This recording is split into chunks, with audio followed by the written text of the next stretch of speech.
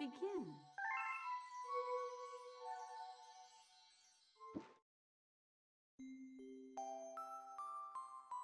Chapter 1: The Celestial Duo. Our story begins a very long time ago with a young girl. One day, this girl spotted a rusted spaceship holding a small star child. "What's your name? Are you lost?" the girl asked the star child. "I'm Luma, and I'm waiting for Mama. She's coming for me on a comet," said the star child, who had been waiting day and night. "Don't worry, I'll wait with you," the little girl promised Luma. At nightfall, the little girl borrowed her father's telescope and peered into the sky. She looked and looked, but she saw nothing. Hours turned into days and then years, but still, the sky revealed nothing. Finally, the little girl sighed and said to Luma, "If we stay here looking much longer, I'll be an old lady soon." But then she had an idea. "Why don't we go out there and find your mother ourselves?" The girl and Luma fixed up the rusty spaceship, and then the two set sail into the starry sky. And this is how the search for the celestial mother began. Chapter 2: Starbits. Days passed with no sight of comet or even a single planet. Instead, asteroids extended for as far as the eye could see. "If I had known it was gonna take this long, I would have packed more jam," said the little girl, above the rumble of her belly. Before they left, she had packed all the essentials: telescope, butterfly net, stuffed bunny, bread, milk, jam, and apricot flavored tea. But I forgot to bring water. At this, Luma burst into gales of laughter, and the girl began to pout. "As long as I have starbits, I'll be fine," said Luma. "Want some?"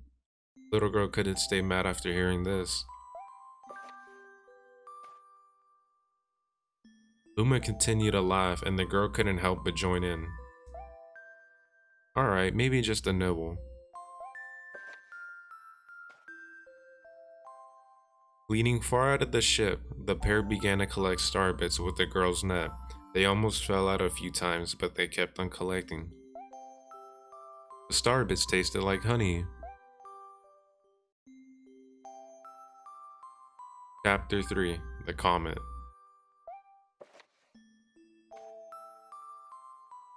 A beam of light pierced through the ship's window. Thinking it was the morning sun, the girl peered through the window, but only to find a turquoise blue comet shimmering at her. The little girl shook the sleeping Luma awake and shouted excitedly, "We have to get that comet!" The pair descended on the comet and found that it was made of ice. They looked high and low, but Luma's mother was nowhere to be found. Exhausted, the little girl sat down with a flop, utterly unable to take another step. "Look!" Peering down at the icy ground where Luma was pointing, the girl suddenly noticed clusters of starbits encased in the ice. "Pretty good, huh? Finding starbits is my specialty," said Luma, beaming.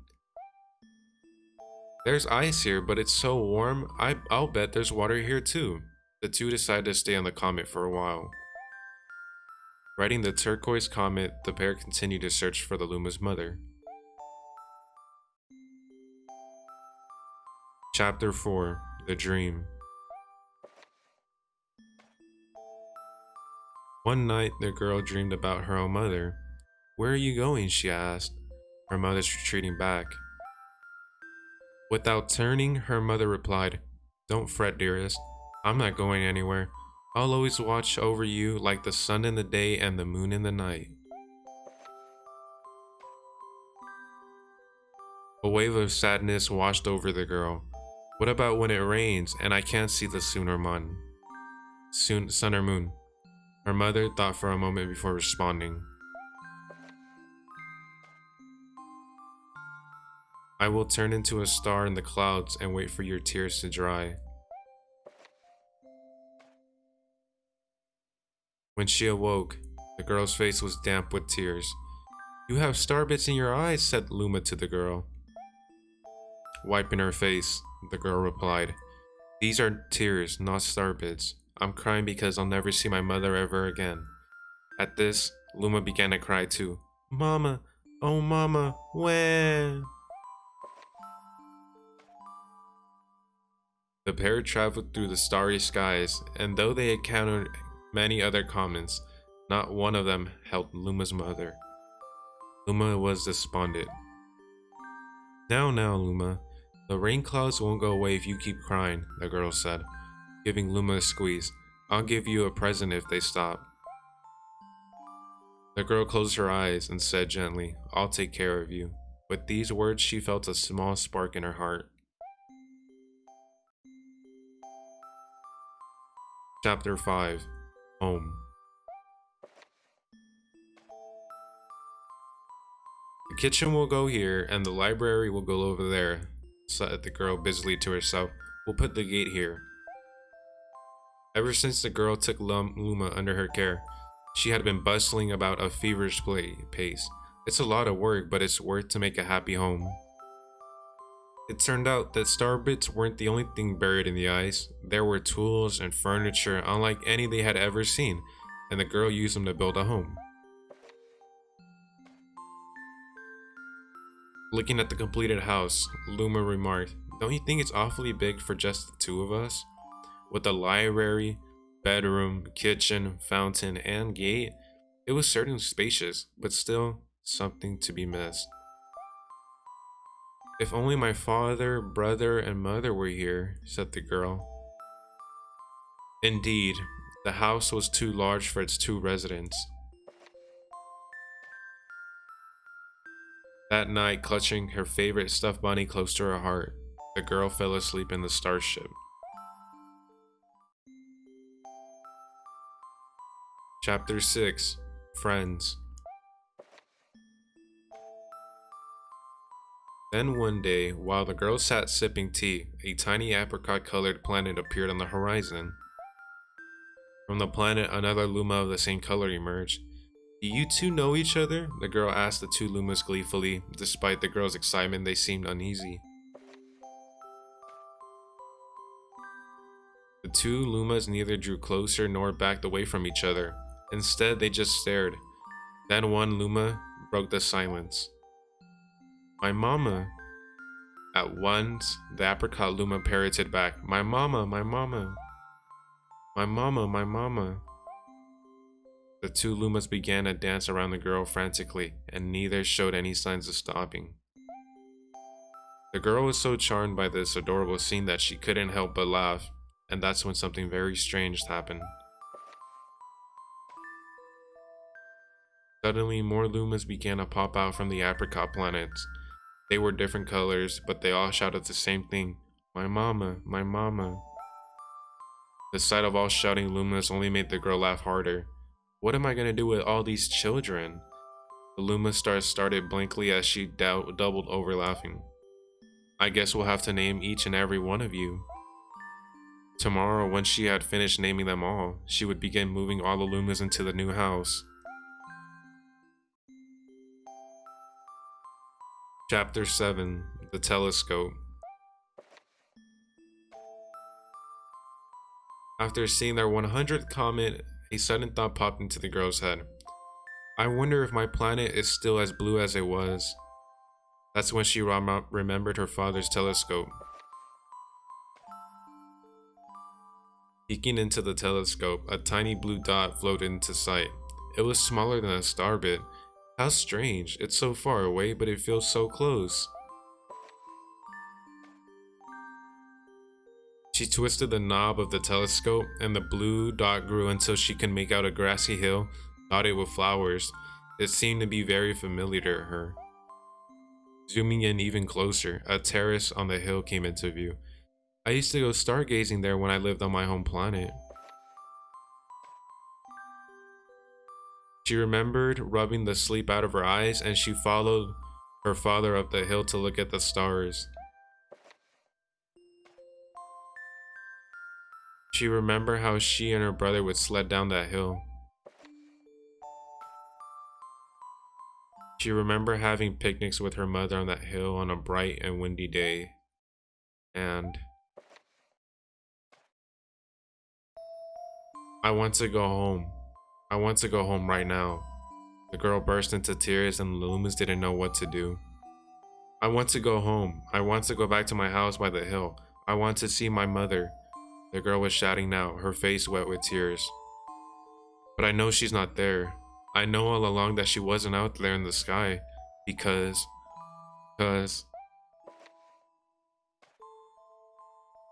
she's sleeping under the tree on the hill. The girl cries echoed through the stars and a hush fell over the area. Chapter 8. The Wish. Though usually quite cheery, one day the girl became sad again. Luma drew close and tried to comfort her. Mama, you still have me. And don't be sad about your mama because she's a part of you. That means she's always close by. It's like me, I love Starbits because they remind me of my mama. No, the girl said, unable to stop the tears. A lonely look flickered across the Luma's face and it was soon replaced by a wide grin. I have an idea. I will transform into a comet, a soaring comet that can carry you all on this journey. With that, Luma trailing bands of white soared high into the sky, and just as quickly started to plummet back down. Kaboom! Kablam! The ground shook, and a bright light poured out of the crater that Luma had created. The bands of light twisted together to form a comet tail, and then Luma emerged, reborn as a comet. The girl could scarcely believe her eyes. But how? She kept asking. Our destiny as Lumas is to transform into different things, said a red Luma, who had suddenly appeared. Stars, comets, planets, we can become all these things. When I grow up, I want to become a special star that makes someone special. Special small, said a green Luma. A blue Luma chimed in. That Luma turned into a real cutie of a comet, didn't he? All of the Lumas together said, No more crying, Mama. Thank you, said the girl in a whisper, and she pulled the Lumas close and hugged them. From that day on, Starbits no longer fell from the girl's eyes. The comet set forth for the girl's home planet, its long tail blazing proudly behind it. Final chapter. Family. With its many Lumas and telescopes, the comet was quite a sight to behold. The girl and Lumas were proud to call it home. At a welcoming party for a new Luma, the girl gathered everyone in the kitchen and said in a louder voice than usual, Alright everyone, let's make a cake sprinkled with star bits, then it will be a star cake. The Lumas excitedly began to gather the ingredients. As she watched the Lumas scurry about, the girl smiled, and I thought to herself, this is my family now, and I will stay with them until they're ready to leave the nest, and when they do, I'll see them off with a smile, because that's what makes a mother happiest. That night, when the girl lay down to sleep, a soft light enveloped her and reminded her of the blue planet once called home. But it would be nice to return home every 100 years to nap in my favorite sleeping nook. The comet carrying the Lumas and the girl continues on its journey to this very day. With more quote-unquote family members in tow than it can be counted. It's said that the comet visits the girl's home planet once every 100 years, its proud white tail glittering in the sky. The end.